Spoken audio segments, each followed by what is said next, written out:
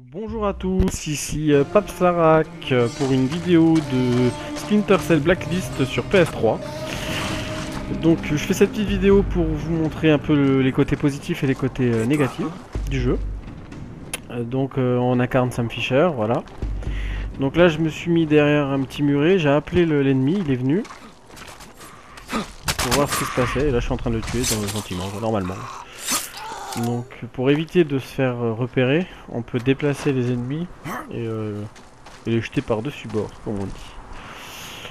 Chose que je viens de faire. Alors les côtés positifs du jeu, c'est que ça a attiré plus de joueurs.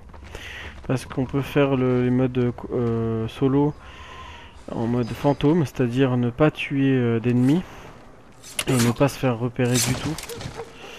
Il y a un autre mode de jeu, le mode intermédiaire, où on peut tuer les ennemis mais sans se faire repérer. Et le troisième mode, c'est le mode assaut. Donc y aller comme un bourrin, un peu comme Call of Duty ou comme Ghost Recon. Hein. Ouais, les joueurs y connaissent. Hein. Donc je trouve ça sympa d'attirer plus de monde et faire un jeu qui peut plaire à beaucoup de personnes. Et ça, là-dessus, Ubisoft ont assuré quand même. Voilà, donc là j'attends juste qu'il se tourne pour repartir parce que si j'y vais il va me repérer, il va appeler les ennemis tout de suite, c'est assez chiant. Là j'ai fait une mission, il y avait 11 ennemis à tuer au début et là il m'en reste plus que 6. Mais si on se fait repérer entre temps, ils appellent des collègues à eux et du coup ils sont 20 ou 25. Et là ça devient un peu plus délicat. Donc j'essaye de la faire en mode infiltration, si on peut dire ça. Donc il y a plusieurs types d'ennemis. Il y a les ennemis là comme celui-là qui a le bouclier. C'est difficile, il faut à chaque fois leur faire derrière. Il y a les ennemis assez simples, juste avec une arme et un foulard. Donc eux, on peut leur lancer des fléchettes électriques. Et il y a d'autres types d'ennemis avec des gilets pare-balles. Et là, on peut pas se servir de flèches électriques. Il faut vraiment y aller soit au pistolet, soit y aller à main nue, mais sans se faire repérer. Donc là, je viens d'envoyer une caméra. J'ai activé le bruit, donc là sur Select. Et là, j'ai appuyé sur la croix pour envoyer du gaz soporifique. C'est sympa.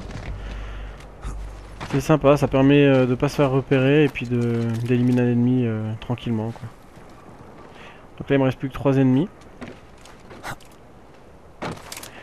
Donc là pareil, je vais rentrer, je vais ouvrir la fenêtre, vous allez voir, il touche même pas la fenêtre en fait. Elle va s'ouvrir toute seule, voilà, j'ai appuyé sur le bouton, elle s'est ouverte. Donc c'est un peu dommage, parce que je pense qu'à ce niveau là on aurait quand même pu faire le geste de la main, hein, parce qu'on est quand même sur Play 3 en fin de vie.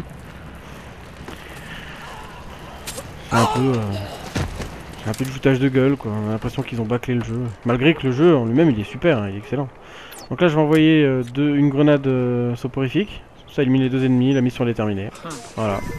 C'est bon Sam, mais la résistance sera plus coriace. J'espère que ça vous a plu. Donc là il y a une deuxième partie de la mission, donc je vais arrêter la vidéo, mais si vous voulez que je la fasse, laissez des messages, je la ferai sans souci. Voilà, c'était Papslark et merci de m'avoir suivi sur Splinter Cell Blacklist sur Play 3. A bientôt dans d'autres vidéos, merci. Au revoir.